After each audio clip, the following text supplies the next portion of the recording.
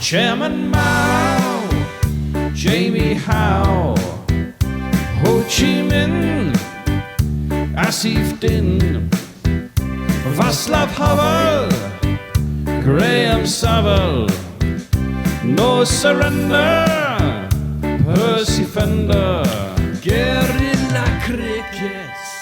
Welcome to Guerillashire, and today I am delighted to say that my guest is Chevy Green, Director of Programmes for Surrey's ACE programme.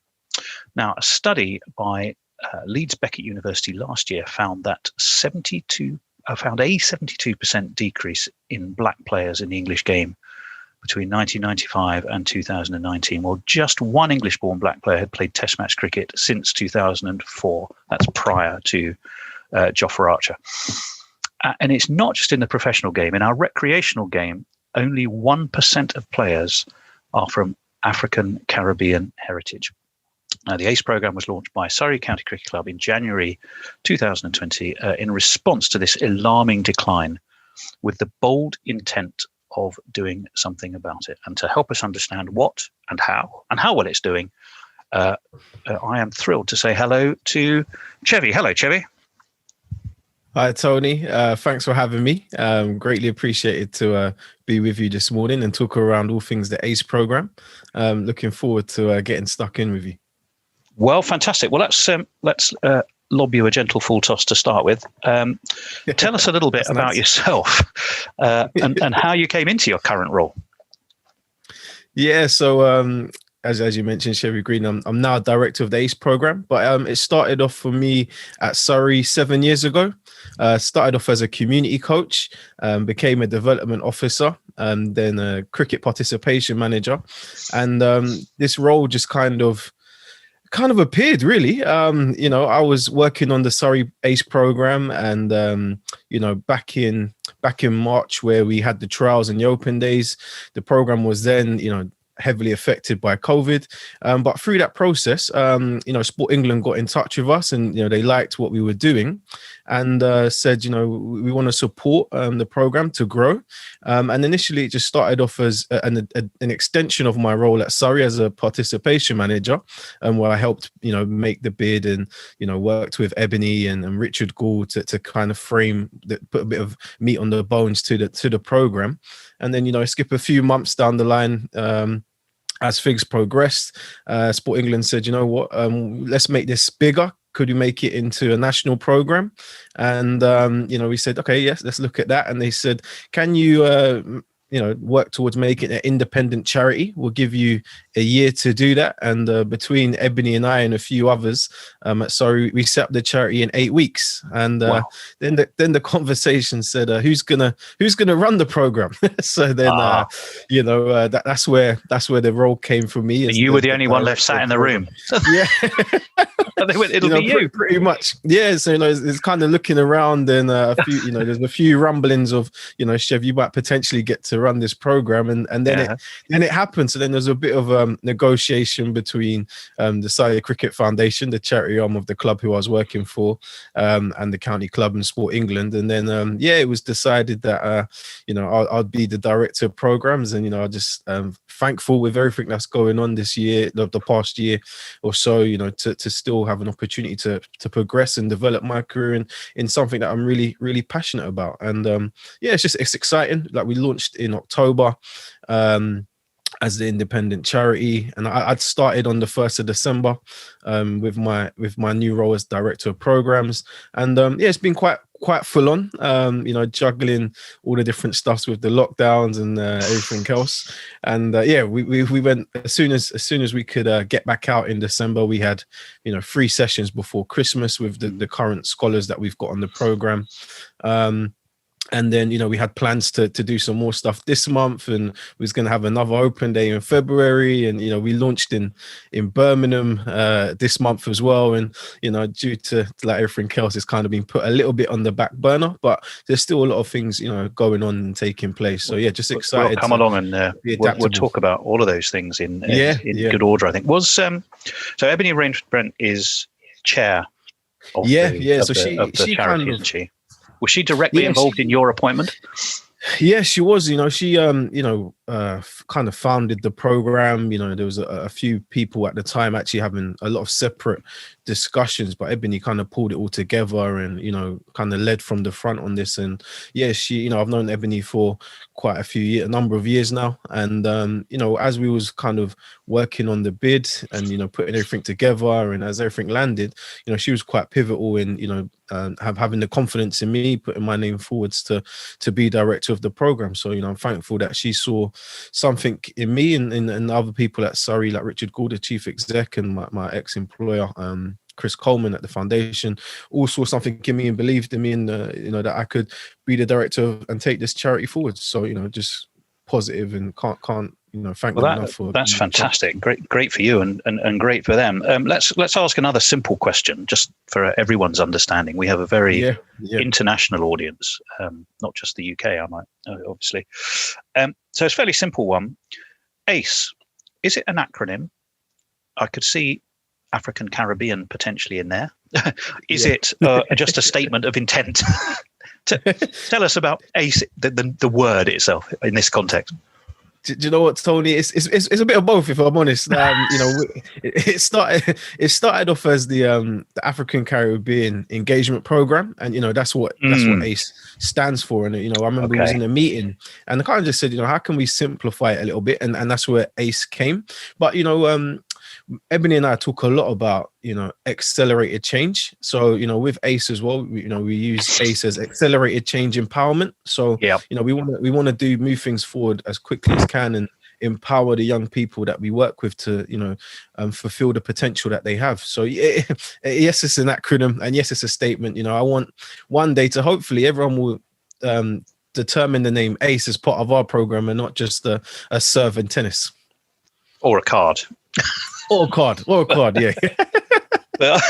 but yeah, I get. Well, it's funny though, you know, because when I looked at multiple articles about you and social media and your own sites, because you got a lovely section on the Kia Oval Surrey site, but then that links to the charity site. You don't ever actually use the three words in full, or if you do, I missed it.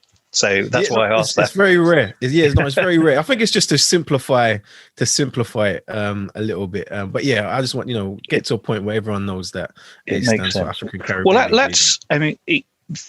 the mission statement, bold and clear and absolutely restated everywhere, is supporting diverse talent from grassroots to the elite.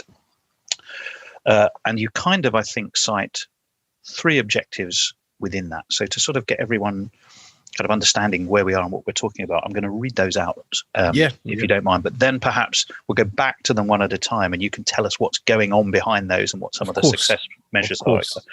So supporting diverse talent from the grassroots to the elite, sitting within that, three big objectives, which are building grassroots programs, talent pathways, and a better ID within Black communities. Providing elite academy programs and scholarships to talented players, allowing them to fulfill their potential. And the development of a diverse coaching and volunteer scheme through targeted training and mentor programs. So that's a pretty clear agenda of things to be done. Let's look at them one at a time. Maybe the first one, building grassroots programs, talent pathways, and talent to open up to the Black community opportunity. Tell us a bit more what's behind that and what's been happening and how you're doing.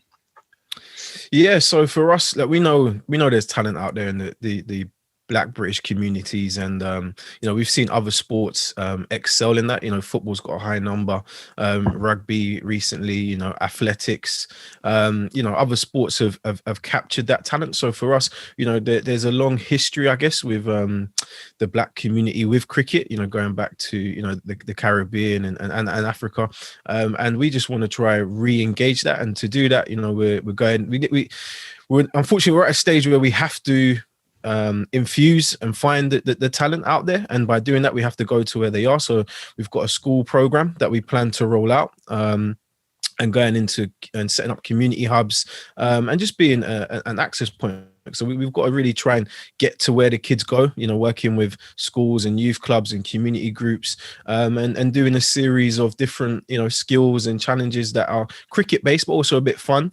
And then from that, we'll be able to draw, some key denominators that we can say that they've got potential or a bit of talent, and then put them into our academy program if that is required.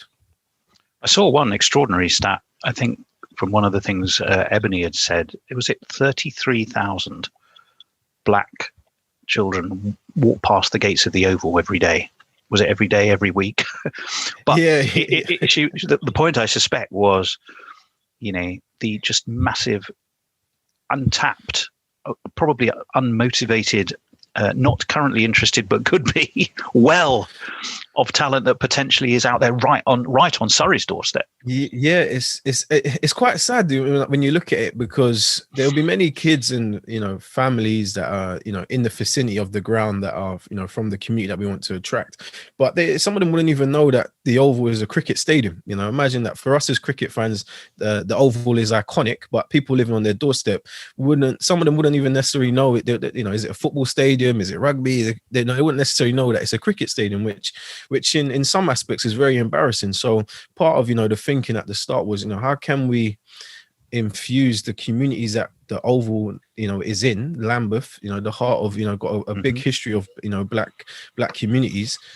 We need to be more. The Oval needs to be more reflective of that, and unfortunately for many years it hasn't. So by having this program, we hope to change that and make the community feel a lot more that open to coming into the ground, whether it is to watch, to play, and just be a part of it. And a lot of the areas that we plan and hope to go into, and by launching Birmingham is all targeted boroughs that have a higher population of the black community. So for us, it's as part of our talent pathway. The only slight difference is where we'll be doing the school stuff and the community engagement program and the community hubs is for a young black boy and girl who's got African Caribbean heritage. We'll look to kind of accelerate them into our academy if they've got a bit of talent, to give them some additional support. And if they're any, we're going to be working with all ethnicities. London is multi-diverse and loads of other areas are multi-diverse. So talented young Asian or white children, they will still get the opportunity to be part of our program at the kind of school and community level. But if they've got a bit of talent, we'll put them into my colleagues at Surrey to facilitate their development that way into the existing program there. All we're doing is through the ACEs providing a bit of extra support and coaching for young black British children. I saw an interesting quote. I don't think it was that recent, but it was by Daniel Bell Drummond, I think, and he was talking about the different challenges between African, Caribbean, and South Asian communities. And the case, or the argument he made was, or the challenge he put forward was, in the case of South Asian communities, there was the massive interest in playing the game, but working them through to the professional system was the harder part. But in the case of the African Caribbean communities, the kind of the interest in cricket has waned to the extent that it's getting them interested in the game itself. So it has a different set of challenges. How do you kind of gear up to address those challenges? It's one thing to promote being in clubs and things like that, but you're actually having to almost reignite the interest of a whole generation in the game of cricket, or certainly be part of that. How do you see that as a sort of a different set of challenges that you've got? Yeah, no, first and foremost, I have to say thank you to Daniel anyway, because Daniel's a good supporter of us at the charity. He did a good Zoom with us, our young scholars. So that was quite inspiring.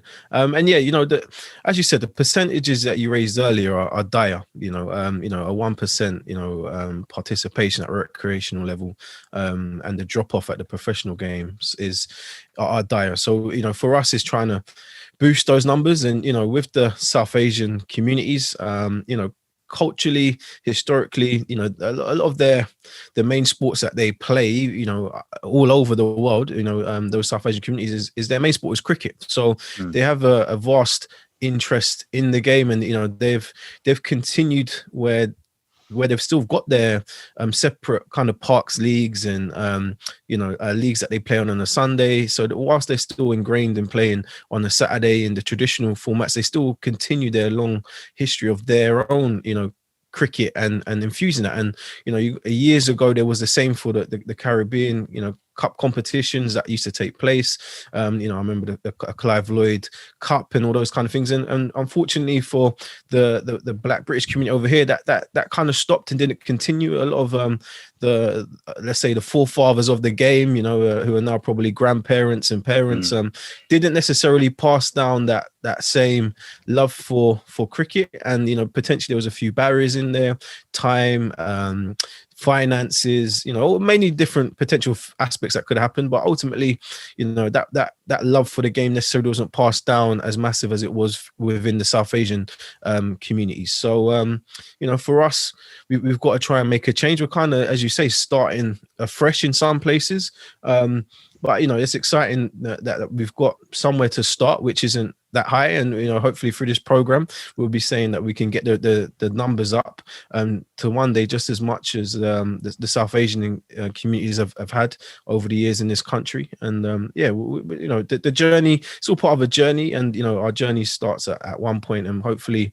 we've done some good things already, but we the main plan is, COVID permitting, we can go and infuse as many people as we can. It might take longer than we want, but it will eventually. Yeah. So it will definitely come, but So it's grassroots participation to ignite interest and kind of starting on your own doorstep. But Surrey is jolly well located in a way to do that. I'll come on and talk about some of the expansion and other things. You talk about as well, the other one was providing elite academy programs and scholarships to talented players. Now you have one young chap at Surrey, don't you, who's coming through? Talk a little bit about how the academy is going.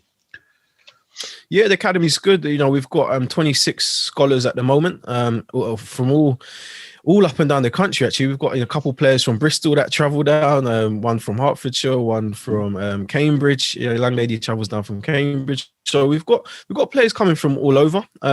We unfortunately, the program has been heavily impacted, like anything else. So we didn't have through the summer as much training sessions and matches as we'd have liked. But for us, like you mentioned, a young man, Idris, was already a talented young player. And for whatever reason, didn't make it. And we didn't make Idris a talented player in the summer. The two training sessions and two games that he played in, he was already talented. All we did was expose him and give the opportunity in front of the right people. Credit to Jeremy Greaves, who's one of the performance managers at Surrey and is one of the head coaches on our program, and Gareth Townsend, the academy director at Surrey. They saw him, and he ended up getting to play a game for the Surrey under-18s at the back end of this season. So for us, it's just trying to create that opportunities where we can. We know there's some talented players we've got within our scholars at the moment. We've got some high end level talented of players that we want to keep providing those opportunities to play, and there's others that are kind of starting more on their journey. You've got a little bit more of a long way to go, but it's just supporting their development to get better. So we were having regular 2-hour sessions in once a week. Did I see a number of about 70 signed up academy scholars at some point? At our trial, so we had at the open days, we had 70 people attend the open days, right. And then we whittled it down to 24, and then over the course of the summer we took on 2 extra as well. So yeah, we've got varied levels in the current scholars of abilities, some at the higher end, some at the lower end, but yeah, we're just trying to support them to be as best players as they can, and whether that is to continue their ambition to become to get into a county age group, and for others it might just be a better club player. So we're just trying to manage everyone's expectations best as they can. And in the past couple of weeks, we've had some interest from a lot of parents and players that are currently at some existing county age groups across the country, and feel at times slightly isolated, being one of the only black children playing, or one of two within their respective counties. And they've faced, unfortunately, some of them have faced some on the field and off the field racism, and felt that sometimes the support that they've received from the county wasn't enough, and they've reached out to say, you know, what can Ace do for them? So we're kind of working on a mentoring type program to support those existing players at county age groups, and their parents, you know, just being, you know, not necessarily on the playing side. If they need some extra assistance with the playing and coaching, we'll do that, but it's more on the mentoring side, just being a support mechanism for the parents and the players, you know, when they face these issues. So yeah, for every promising sports person going through age groups, there's a parent that gets them where they need to be. Trust me, I know. Okay, so that's very much about the academy and bringing on talent. Then the third thing you talk about was development of diverse coaching and volunteering scheme to actually bring through the training and mentoring. Now, the professional game is not necessarily a great thing to look at by and large right now in terms of the number of Black African Caribbean coaches. So is it a question of really sort of starting at grassroots level to ultimately change that? Yeah, to a certain extent. That we know there's a lot of existingly, there's quite a lot of coaches out there. Well, I say a lot. There's a lot of male coaches out there at the moment. You know, coaching in the different environments. But we found a lot of them are, say, at level 2. And we want to try and progress them onto level 3 and create opportunities where they can get into, you know, the performance environment. And also we just want to attract more coaches into the game. Try and get, you know, we want cricket to reflect society. And like I said, with, you know, a lot of these cities, you know, London and Birmingham are very diverse. And, you know, I think cricket should reflect that in the areas that they're in. So we want to try and encourage more coaches from the Black community to get involved, and we definitely want to get more women involved in the game. We want to get more women coaching. We want to try and get more women and girls playing the game as well. And the other thing we know, Tony, is that the percentage to become a professional in any sport is low. The numbers are low. So what we want to try and do is keep everyone infused, and the young people that we work with and the old ones, we just want to try and get more talent from that into becoming, you know, coaches, sport strength and conditioning coaches, nutritionists, scorers, umpires. You know, it could be the next second 11 or third 11 captain at a club, and you know, the more junior coaches, you know, working on programs. So we just want to try and diversify cricket through our program. And like I said, the main thing is, you know, I feel like, you know, cricket should reflect society, and you know, we live in a very multicultural time, and I think cricket could play a part in that, and hopefully we'll do that through this program to try and get more young coaches. On Guerrilla Cricket, we would 100% support you on that. So you've talked a little bit about the 3 objectives and some successes that we're already seeing there. One of the things you've mentioned the phrase, actually, and certainly Ebony has spoken about it in sort of various interviews I've seen that she's done about accelerating change. Yeah. Let's try and put pandemics to one side if we possibly can. Imagine for a second we could. If you project yourself forward 3 years of accelerated change from where we're going to be having this conversation in 3 years' time, either in a studio or at the Oval, or somewhere around the world, because you've gone global. I don't know. Yeah. What are you looking back and saying we have done? What does success look like 3 years from now? You know, 3 years from now, that percentage you first spoke about is going to go way up. I don't want to put a number on it just yet to sabotage myself at the moment. But no, definitely more young Black, British, African Caribbean heritage children playing the game infused. You know, we've got plans to do that by, you know, looking at some of the key national programs the ECB do, you know, All Stars Cricket and Dynamos, and, you know, working with other partners like Chance to Shine to try and spread the awareness, and going into targeted boroughs and places and cities where we know the higher populations are. So by naturally doing that, we believe that we'll be able to get the numbers up, and then not just getting people playing. We want to really transition. We want to transition players. So I'd love to say to you that in 3 years' time, some of the ones in our academy scholars at the moment who are maybe at the moment say 14 or 15, by the time 3 years down the line, we could say they're 18, 19, and hopefully would have had an academy contract, or playing on a rookie contract somewhere at a county.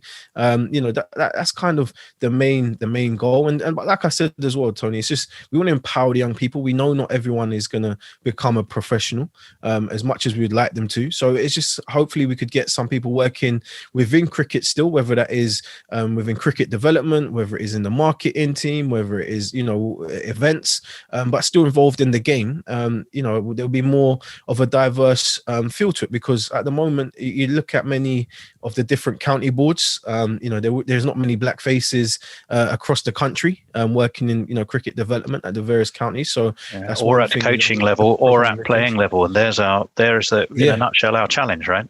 Yeah, so it's just the case we want to try and, through this program, make sure that we're supporting cricket to get more black faces into the game. And, I'm excited to try and do that. And, that is the goal. And, we want to expand, and we've got some ambitions to go into other cities. And, already we've had some great interest from other counties already that are, reaching out to us. So we just want to be in a position to service that. Well, let's talk about that, because you've already, I think you mentioned earlier, you talked about Birmingham and Warwickshire and your high concentration of Black African Caribbean communities. You have expanded or replicated or licensed the model out, however you've done it, to work with Warwickshire. Tell us a little bit about how that's going. Yeah, that kind of was those initial conversations started happening around September last year, and then they progressed once we launched it properly in October. We've had a lot of meetings since then, and the plan was to launch this month. Obviously it's impacted like everything else, but it's replicating the same model where we would have been going out into schools, just in the targeted area of Handsworth in Birmingham. We would have been doing some stuff around there, and it kind of mirrored the same. They would have set up an academy. They would have weekly sessions, and they would have had a community hub as well. So everything that we're kind of doing in London, we're looking to do in Birmingham. Everything will look the same, and the support will be the same as well. And we just want to, by doing that, we had, it's probably come a lot sooner than we thought. We kind of had a year we was going to try and focus just on London, but we couldn't turn down the opportunity once Warwickshire were on board and was interested. And credit to them and credit to everyone else behind the scenes to help push that through. And we just got to be adaptable in this time, and they'll be starting their academy once. Is there a Chevy of Warwickshire?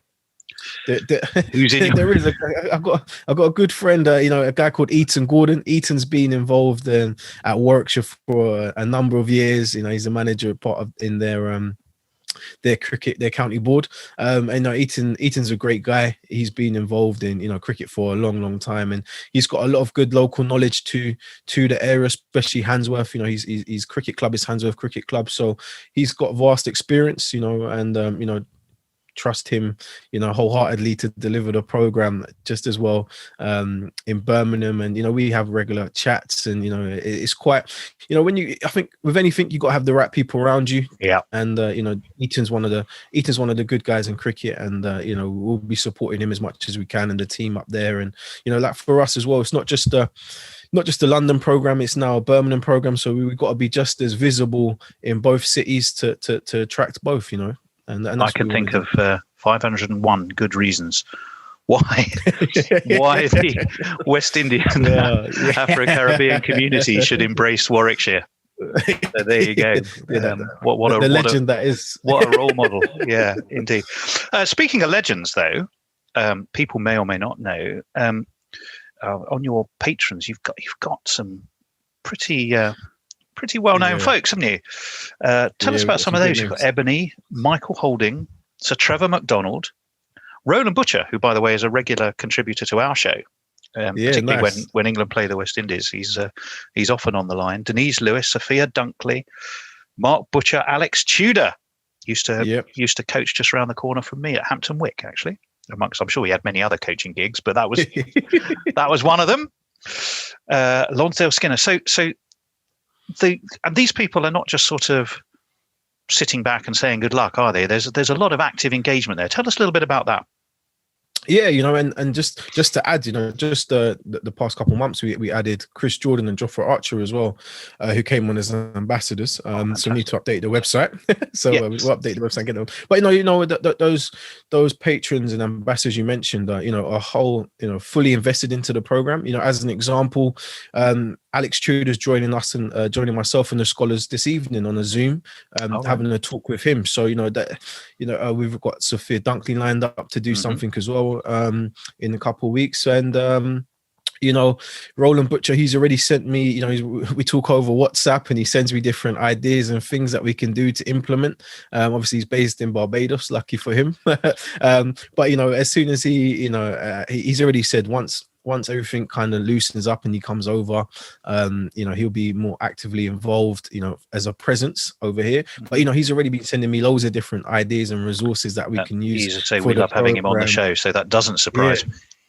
So, he's a good guy, and Mikey and Ebony have a fantastic relationship, and he's been sending her stuff, and there's a lot of frequent conversations. Lonsdale Skinner, he's chairman of the African Caribbean Cricket Association. At times I speak to Lonsdale more than most people, so there's a lot of connectivity there, and looking forward to working more with Sir Trevor McDonald and Denise Lewis over time, and Mark Butcher as well. So it's all, I think, and through all the ambassadors and patrons we've got, there's a lot of kind of personal connections there already through Ebony and myself, and once we had that conversation, they're all fully on board to be part of the program, and it's very exciting to have these people, these names, household names involved in the program, and it does help with certain conversations and brings a greater exposure to the program, and for them as well, a lot of them have said, we wish Ace was here, wish he was part of something like this,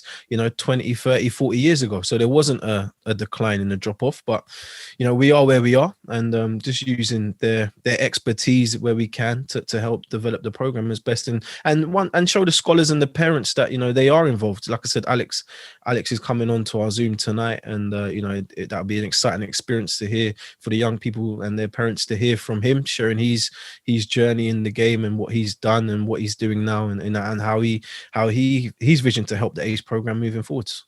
Yeah, you've got to have a long-term view. I know I was pushing you for acceleration, and what are we chatting about over a beer in three years time? But you're talking about, let's not sugarcoat the challenge. You're talking about reigniting the interest, the lost interest of a whole generation of Black African Caribbean cricket fans. Yeah. Not from a near standing start. It's just dwindled so awfully, and that's the scale of the challenge. So 3 years was ambitious on my part, but you have to have a long-term view. It sounds like you have. Yeah, no, for us, we're funded by Sport England for 3 years as a minimum, but for us, we see this as a much bigger program, and we're not looking to go anywhere anytime soon. We want this to be around, for me, as well, I want to take the charity as far as I can, and within how many years, I could pass this down onto maybe one of the Ace scholars that came through as a player and now work their way up within cricket to become my kind of level as well. So that'll be a fantastic journey where you could have players coming through our program that went on to play professional cricket, but then went on to work professionally in cricket development as well. So that's the dream. You have young Nico Reifer there at Surrey, don't you? Did he come through the program, or has he just been an active supporter? I saw him speaking passionately about it. Was he a direct result of the program? No, I can't take credit for Nico. Okay. as much as I would like to, I can't take credit for Nico. Nico, he's from Barbados. He came over here a few years ago, went to Whitgift School. He's been part of the Surrey program, so he was part of the Surrey program, and naturally, being a young black man himself, he heard about the program, wanted to kind of be involved and was interested. So, he's been a supporter of ours, and he's looking to start his coaching journey as well. and we're looking to support him through that as well, working with Surrey and the PCA, looking to support his coaching development through our program as well. So yeah, no, he's a young talented guy, was on a rookie contract last year, suffered a bit of injuries, but he's got a bright future ahead of him, and we wish him all the best. But and, you say that, let me just stop you and pick up on something there I thought was really, really interesting. He's on a rookie contract. He's 20 now, I think, is he? If I remember my stats. 19. I think 19 or 20. But he's alongside his playing, he's already starting to study the coaching skills as well. Yeah. So you're kind of looking at a young talent simultaneously developing the playing and the coaching with a view to addressing those future challenges. I think that in itself is very, very interesting, because I mean, traditionally, I would imagine players get to 30 something and they go, the old body's not quite, not quite. I don't quite run the singles the way I used to. There's a couple of yards off the pace. I wonder if coaching will suit me. Whereas you're talking about a young chap who is simultaneously learning coaching as well as learning the game. Yeah. I think that is kind of really interesting. Yeah. No, it's good, and credit to him as well. Credit to him to give up. Credit to him to take that path, and I think it'll be great for him, because he's going to be, Surrey has some fantastic coaches around that he can learn from, as a player, but as a coach as well. And, we all learn from, our PE teachers back in the day, or our first cricket coach, and, or whatever coaches we've been around, you can take things from them. So, excited for him to start his, coaching journey, and excited for it to be with us as well, with a bit of support, and for the scholars too, having someone of his level around the program, coaching them, and just seeing, if you get him to do a demo, he's definitely going to bowl it better than, and hit the ball better than I am or some of the other coaches. So it's it's very, very aspirational piece as well. So excited for him to be involved. That is fantastic. So we talked about the challenges, and let's just sort of look at one or two of those and see where and how ACE is starting to make a difference. I mean, one of the things that often comes up is that lack of role models. If a generation tends to move away. I know there was when we spoke to Rodney Hines recently, who's the sports editor of the Voice. I think in 2019 there were 9 black players across the 18 counties. In 1995 it was 33. That's an alarming decline. If I look at my own county, I'm a Middlesex man, even though I now live in Surrey. Don't shoot me. but I did practically used to live next to Lords. In my defence, you can take the boy out of Middlesex, but you can't take Middlesex out of the boy, as they say. But if I look at Miguel Cummings, fantastic addition, I thought, to the Middlesex squad.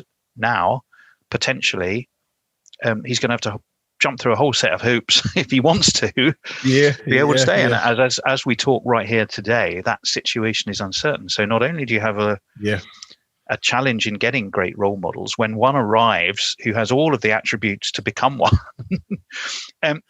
there's obstacles in his way. Is there any influence that can be brought to bear there in the context of the aspiration of supporting African Caribbean interest? It's the role models piece is a big thing. It might seem small for some people, but it's actually quite big. If you're growing up as a young child, and even your parents, the parents seeing this, if you're not seeing any people that look like you, sound like you, move like you, just have the same experiences to you, if you're not seeing that within a certain environment, you're not going to be attracted to it. So there's no surprise that the numbers have dropped massively in cricket, but you've seen now in football, there's always examples of young players coming through and getting opportunities and playing for England, and stars of their club. So for young children growing up, they're going to see that, and they're going to be gravitated to that, and now you're seeing it more so in rugby as well. There's many black players playing in rugby at the clubs, and for England too. So the awareness of that is huge, and I think for us, one of the things that we're trying to do for the program, which we've been quite good at so far, is getting that awareness out there, and coming on Guerrilla Cricket and others, other media platforms helps with that, raising the awareness and just showing, we film a lot of our sessions, and we put it out there on our Instagram page and stuff. And we're working on a bit of a behind the scenes documentary at the moment. Through Ebony's media connections, we're quite fortunate that we've got some, key people working on that. And, we've got working on some aspirational videos to put out there, just because we want to be able to put content out there where young people and their parents can see it and be like, okay, yes, cricket is actually something for me to be involved in and playing. And I think that there just hasn't been that. And like where other sports have benefited, and you look at athletics as well, for years there's always been, sprinters, shot putters, javelin throwers, cyclists. There's an awareness there. So naturally, if you see people that look like you having success, being involved in programs, then you're going to be gravitated. If you don't see anything, you're not going to think, well, actually, should I play cricket? Is that for me? I don't see anyone else that looks like me playing. How am I going to feel with being in that environment? So we want to change that narrative, and hopefully we can do that. And the role models help. And going back to the point we said about the ambassadors and the patrons we've got, they help with that as well. Just their profiles. And like I said, we've got Jofra Archer and Chris Jordan, and then Jofra Archer, arguably one of the most spoken about names in cricket worldwide. So having that profile is huge for the program. And we feel by doing those kind of things, we'll be able to attract new existing and players who maybe have stopped playing, thought they played for a bit, didn't feel it was for them, and hopefully we can get them back into playing as well.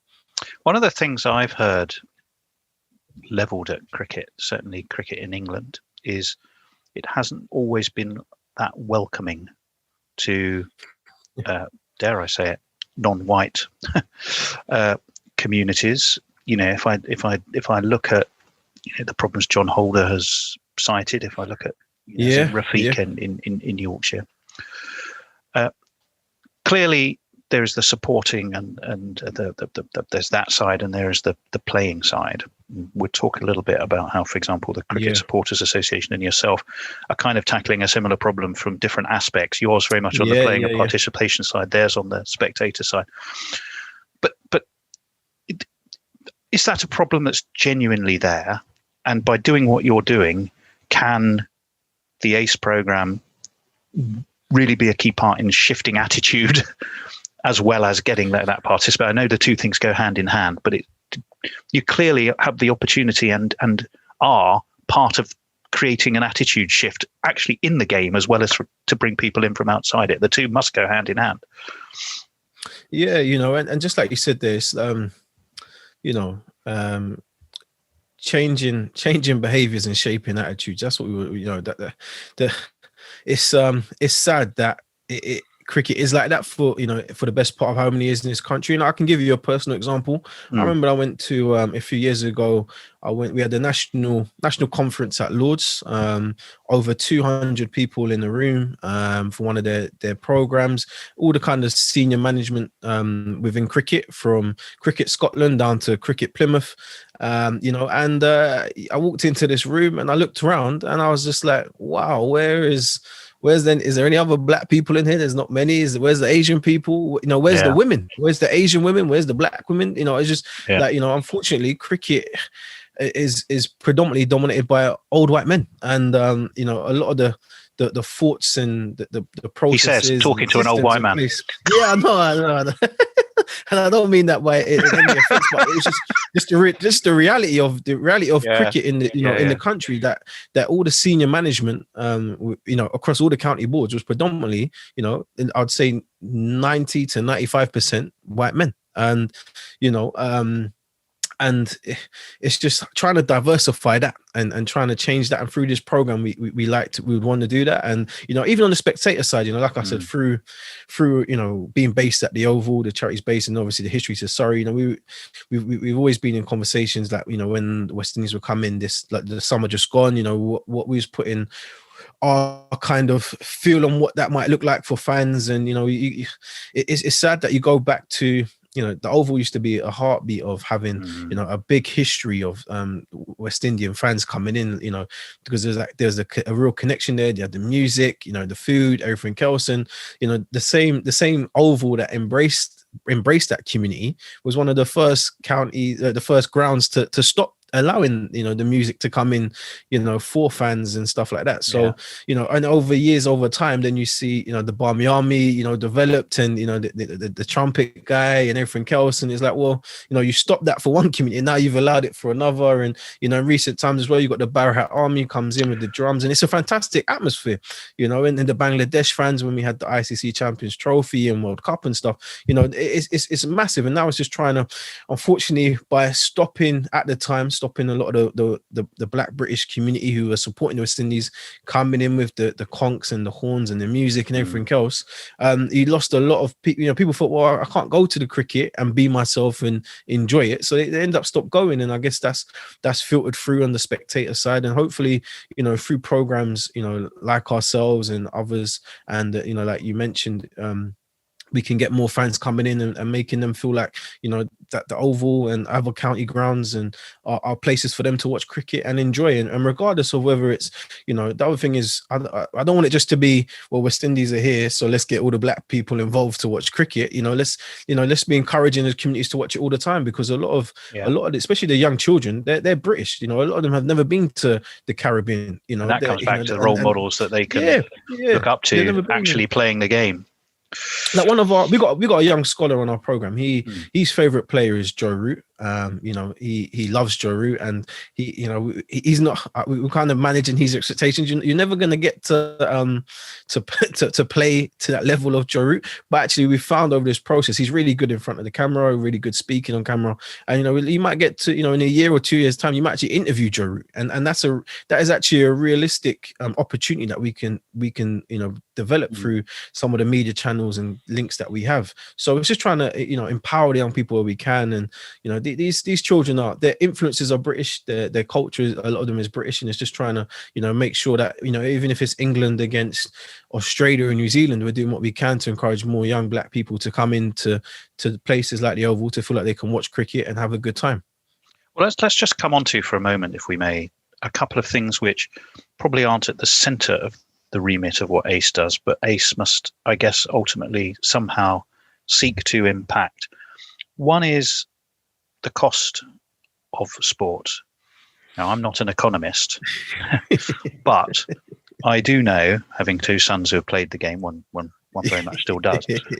Cricket bat can cost you up to £1,000.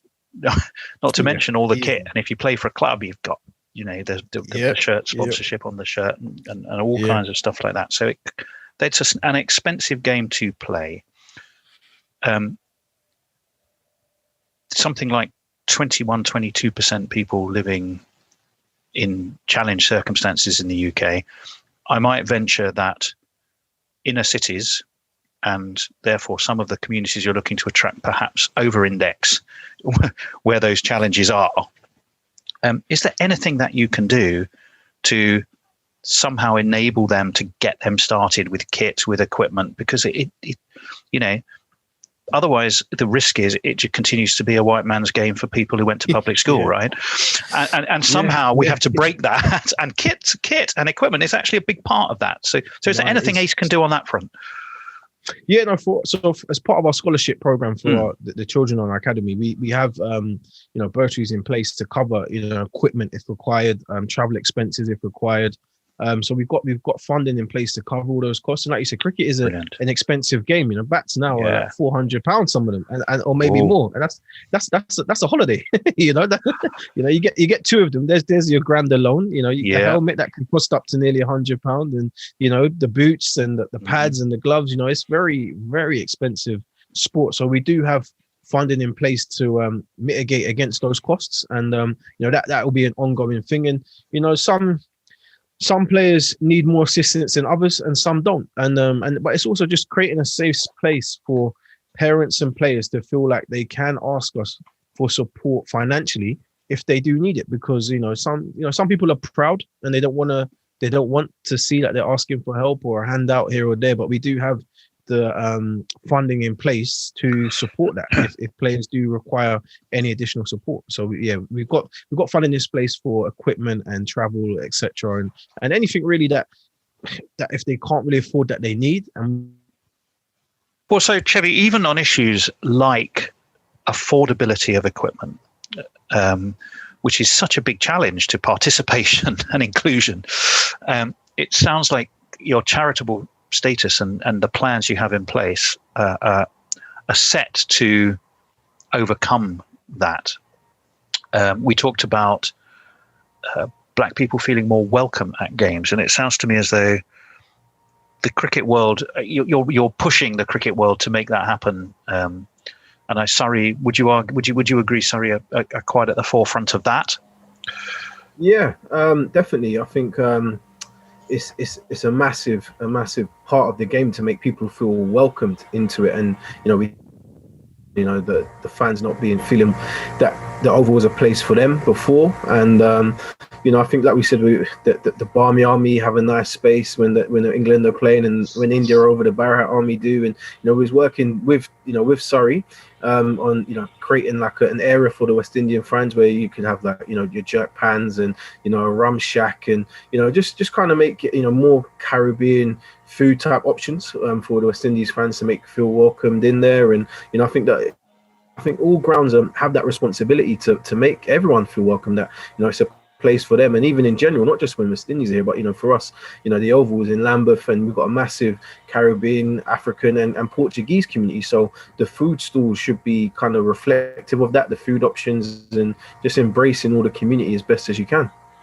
Well, that is phenomenal. So we looked at that mission statement, you want to accelerate change. We looked at supporting diverse talent and grassroots to the elite, building grassroots programs, creating an elite academy, and actually including the development of coaching to bring coaching into the game. We talked about the addition of role models, the financial support that can be given to aspirant young Black and African Caribbean players. So indeed, we talked a little bit about working with the Cricket Supporters Association. So as you effect change from within the game, from the playing and participation side, they're looking at the supporters side, and effectively you're pushing in the same direction.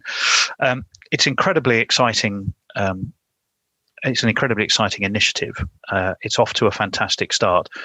Just to conclude, tell us, if I want to know more or I want to get involved and I catch this interview, who should I talk to, and what are the ways I can help? Yeah, no, you can contact myself. Anyone can contact me, at my email, which is chevy@aceprogram.com. I'll repeat it again, Chevy, CHEVY @aceprogram.com. And you can check out our website at aceprogram.com as well. And we keep a lot of our up-to-date things that are going on, our training sessions and everything else on our Instagram page as well. So you can check that out at ace.program on Instagram. And we've got other social media platforms that can all be found on our website. So yeah, please contact me, email me with any requests to be part of the program. Very much looking forward to hearing from new people who want to be involved. And a credit to yourself, Tony, and Guerrilla Cricket for reaching out to help spreading the awareness of the ACE program. And all of this stuff helps to try and get more young people involved in the game. And you never know who's listening or watching, who will feel like, oh, that's an opportunity for me, or opportunity for my child or my nephew or my niece, or anyone, cousin, whoever. So this stuff is important, and greatly appreciate you having me on. And yeah, please do spread the word of the ACE program. You can find us on our website, aceprogram.com, and please do email me, at chevy@aceprogram.com, or info@aceprogram.com, whatever is easier. Just please get in touch, and looking to support many people at whatever level they're at, whether it's at the elite level. But like we said, we want to take talent from the grassroots to the elite. So, no matter where you are, no matter what stage you are at with cricket, please get in touch with us. Well, certainly people do. We hope this interview will go out at some point during our coverage of the Sri Lanka and England series. There's bags of cricket this year, despite despite all the challenges that the world throws in its way.